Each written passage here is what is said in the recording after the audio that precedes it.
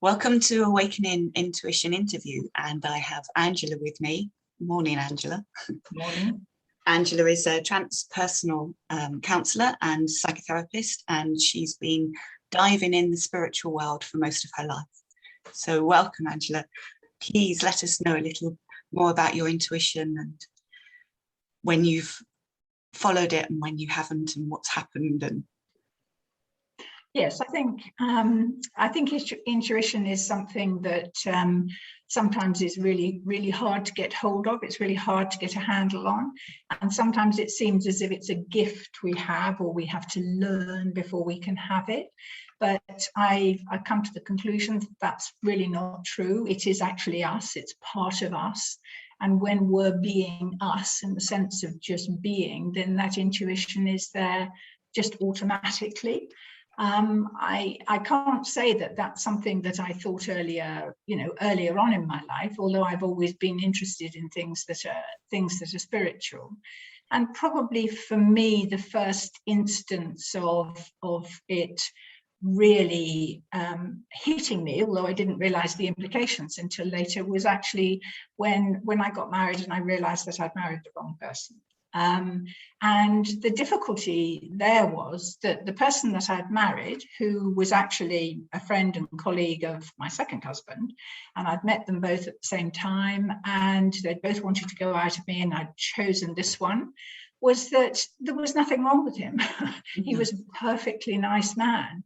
And although I had some very small questions, like, should I be getting married to this man? It wasn't because maybe there was somebody else I should be getting married to. It was just, I think, just what I put down to normal dads. Anyway, I got married, and that was lovely. And within the first 6 months, I realized that I had made a mistake, although, in fact, sort of moot point as to whether we ever do really make mistakes as such. But it was really hard because on the surface of it, and also to everybody who knew me, I had a very good marriage and I was very lucky and I was very happy. And to suddenly turn around and say, I have to leave this man, was just really hard. And nobody could understand. And I couldn't in those days explain it myself. And so I just had to do it, and I did it. And again, it was really hard, but something drove me forward with all the disapproval and obviously the hurt of my first husband. My parents virtually didn't speak to me and certainly didn't want to see me for about 2 years. And people couldn't understand, but it was something that I had to do. And I knew that I had done the right thing, although I had a very strong awareness that this relationship that I was in this lifetime now, it wasn't that this was my soulmate and we were going to go off into the sunset together at all. It was that actually I was going to have to work quite hard in this lifetime. I was going to have to learn to stand on my own 2 feet. So it wasn't that this was a perfect solution. This was a very definite soul contract or purpose, if you like, even though I didn't in those days in my early 20s really know exactly what that embodied. That sort of came later. But I think sometimes, when we do look back, and obviously I have the benefit of a sort of a greater age than many people, and I can look back and really see how the pieces of the jigsaw fit together or have fitted together, and how where I am now is absolutely where I'm meant to be. So that was probably the most important intuition I've ever felt in my life.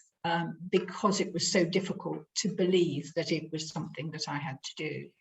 I've had other ones, but that's basically how, as I look back on it, the strongest and most important thing I've done in my life.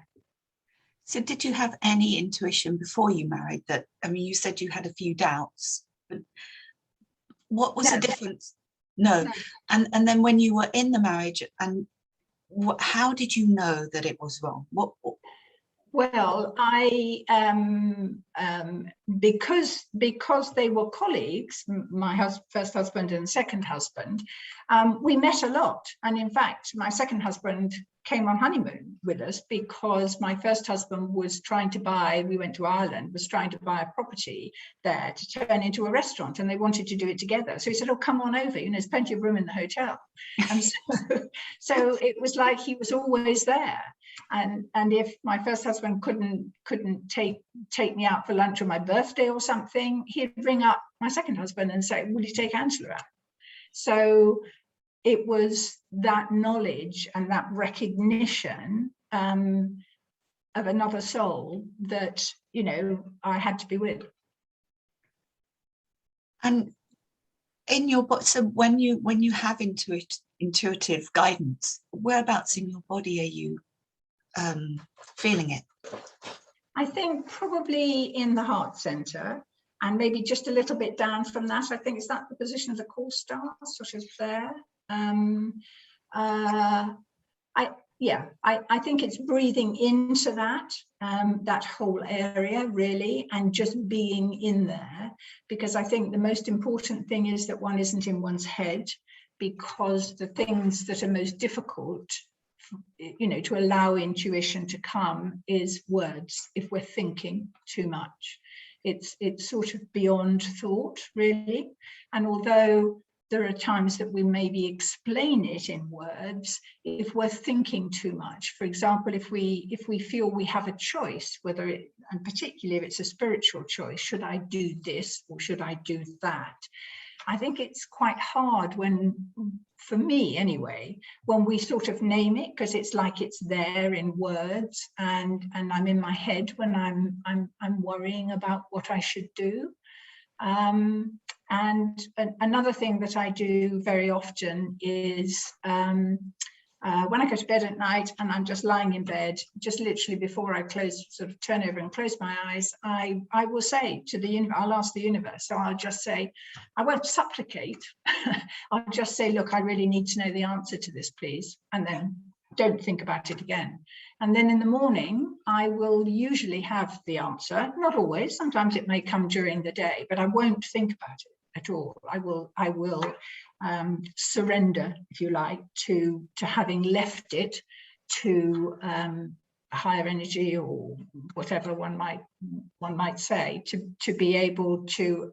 I'm open then to receive whatever comes. But often I find that as I'm sort of waking up and I'm thinking about the day or whatever, it's a very strange connection. I can't quite describe it, but it's like I have a conversation with my higher self, and it's just like it's explained to me. So it's like I'm explaining something to myself, and then I have a sort of a resonance in the heart, and I know that's truth. So that's how I usually do it. I love that resonance in your heart. So a lot of women in the Awakening Intuition group, Facebook group, are of the age where they have children and their lives are really busy. And a lot of women have told me that they just don't have time to trust their intuition, that they might feel something might come up, but they just there's not enough space in their life to allow it. I know you've been there, Angela. So is there any advice that you could give to those particular women? Well, I think, yes, and it is difficult. I think the first thing is, because it's to do with thought, is most people try and cudgel their brains to find an answer to something. And that simply doesn't work. It is about surrender. It is about no thought. And actually, if one can be surrendered, there is, I find there's joy. There's just joy, there's nothing else. But I do understand about the children, and I wouldn't put pressure on people, because we all have to find our own way of doing it. But when my children were young, certainly the first two, sort of under 6, I used to meditate regularly, partly because I'd been on a series of self-knowledge courses and it was part of it, so I was used to doing it. But I only did it for 10 or 15 minutes, which incidentally is apparently equivalent to 3.5 hours sleep in terms of our cell renewal and so on.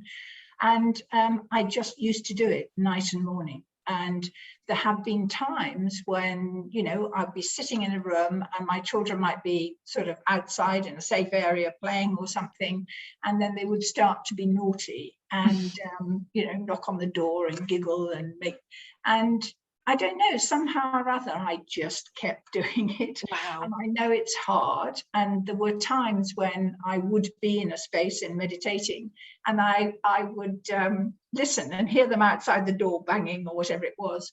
And it was almost like I was in a different body. I could actually sort of feel myself in one body but be somewhere else.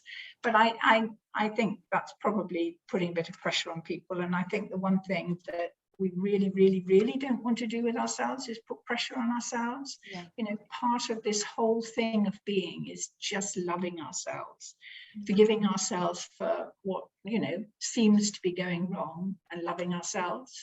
And in the bit that I was talking to Paula very quickly beforehand, I was saying that I'm not sure that there are mistakes in the universe at all. You know, I just think that everything that happens, it's like there's, you know, there is no such thing as a problem without a gift for you in its hands, and we need the problems because we have the gifts. But also, second of all, you know, I was saying earlier, I'm not sure how many people actually do feel this, that for me, there is only one of us in the universe. So we're all God-godding or Allah-Allahing or Shiva-Shivering, or you might say loving.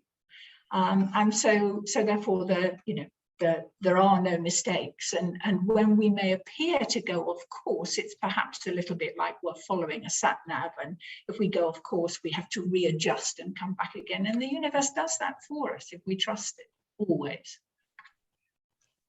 I love that. There seems to be with your intuition, Angela, that there's surrender and trust, and yes, it's not just intuition. You have the whole of it, all of it.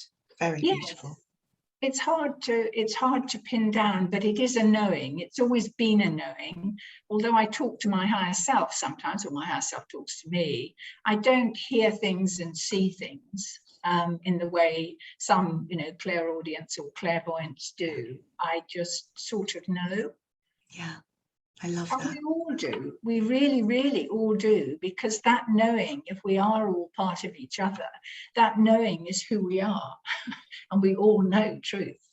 Yes, that's a lovely, lovely way of looking at it. Really lovely. Thank you, Angela. Is there anything else that you would like to add? I don't think so. I just think, you know, at this time, the more we can meet together with, you know, people who share our vision and keep that energy alive, really, the more we read, whatever it is, you know, it's really important. And I think things are moving really quite fast energetically at the moment. And even if we don't feel it, you know, it's like it's there. It's there. Oh, thank you so much for this interview. It's really, you're so inspiring. Oh, thank you. Thank you for listening to Angela and her wisdom, and we'll see you soon.